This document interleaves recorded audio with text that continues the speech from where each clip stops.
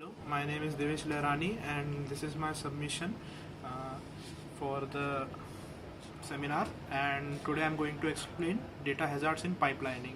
So, so basically what happens in pipelining is the multi-cycle data path. In the multi-cycle data path, different registers are added. So what happens is your execution time remains same, but your throughput increases. So basically 5 different stages of pipelining are there: instruction fetch, instruction decode, execute, memory access, and write back. So basically 3 types of hazards are there: structural hazards,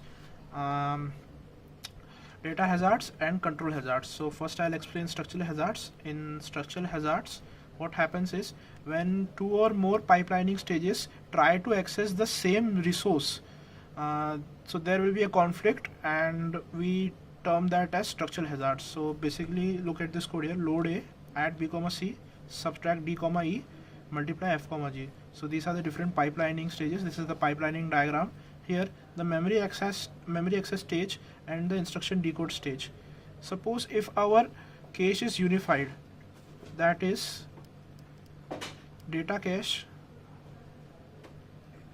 and instruction cache is the same, so both will access the same resource, so there will be a clash and it will lead to structural hazard. So one possible solution for structural hazard is introducing a bubble or stall.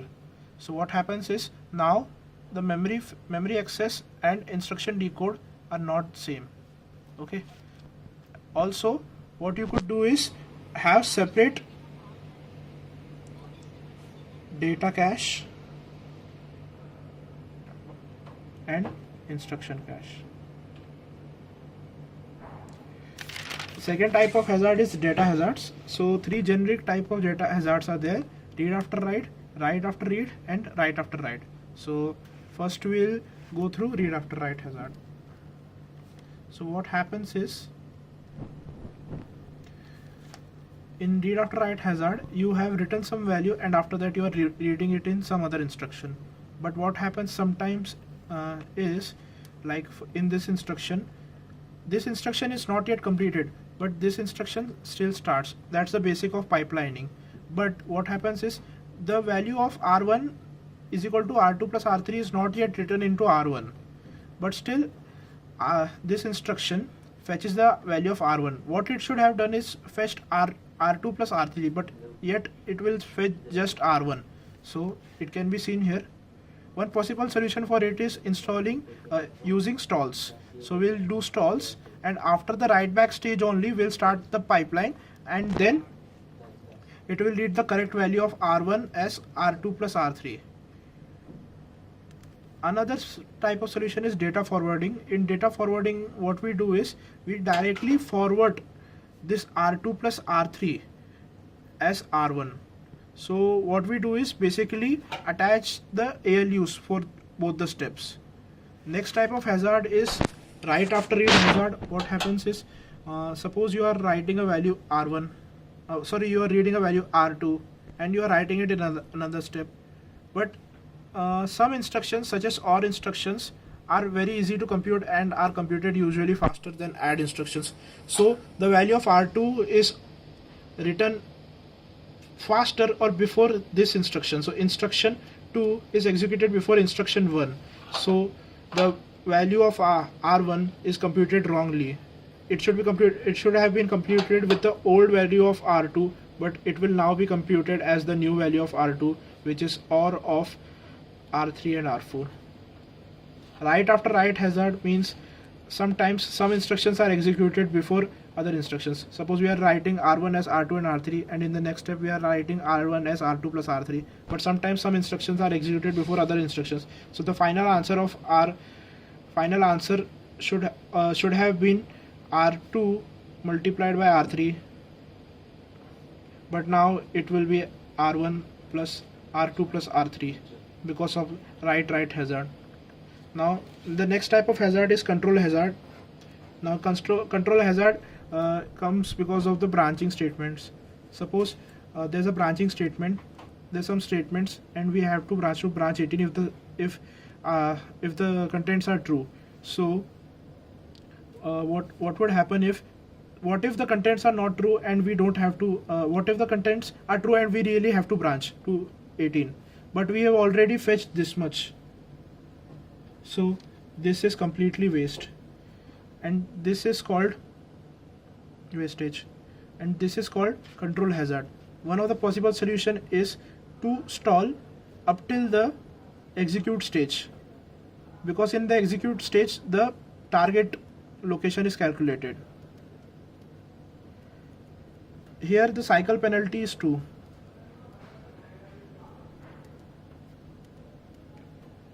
Another solution is if we add some extra hardware in the instruction decode stage, the target can be calculated at this stage only and the cycle penalty will be reduced to 1.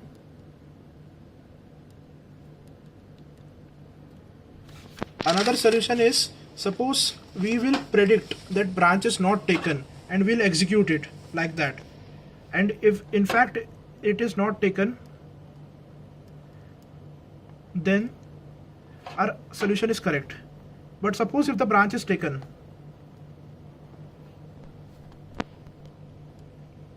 then it will be calculated of the execute stage and we'll have to squash everything. The technical term for it is squash, or remove all the steps which we have done up till after the execute stage. So similarly we can do prediction for if branch taken. Here the penalty is usually less than 1, because in some cases we will have our prediction as correct and in some places we will have our prediction as wrong. In that cases we will have penalties, in these cases we won't have penalty. Another solution is delay slot. What happens in delay slot is we introduce a extra delay slot after the branches, after the branch instruction.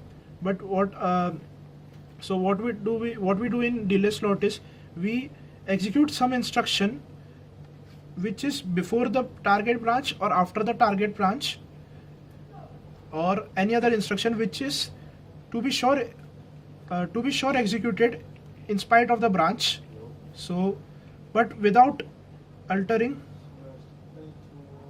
the meaning of code.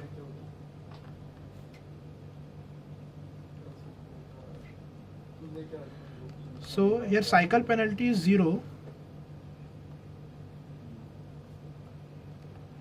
but it is very difficult to execute this type of things like delay slot. Usually there are more than one branches, there are more than 30% of the code usually is branch, and we need more than one delay slot in case of nested branching and all. So up to 2 delay slots is okay, but after 2 delay slots it is very difficult to handle. So this is not an ideal approach. The best approach is solution 3, where the cycle penalty is less than 1, and that's it.